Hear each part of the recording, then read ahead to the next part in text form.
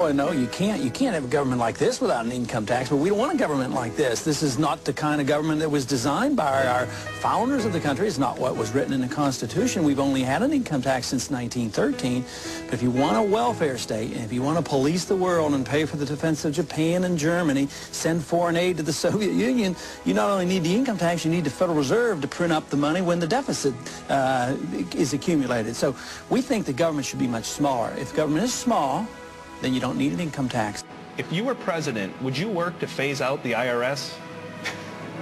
Immediately. That's what they call a softball. And you can only do that if you change our ideas about what the role of government ought to be.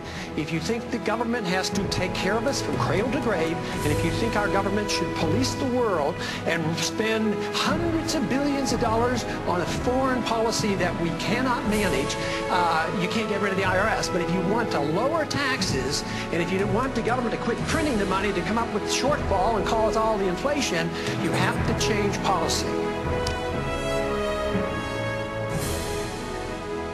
Dr. Paul. I am absolutely opposed to a national ID card. This is a total contradiction of what a free society is all about.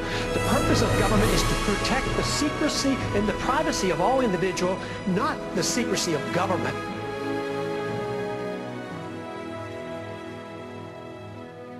Would you need to go to Congress to get authorization to take military action against Iran's nuclear facilities? You sit down with your attorneys and tell you what you have to do, but obviously the President of the United States has to do what's in the best interest of the United States to protect us. This idea of going and talking to attorneys totally baffles me. Why don't we just open up the Constitution and read it? You're not allowed to go to war without a declaration of war.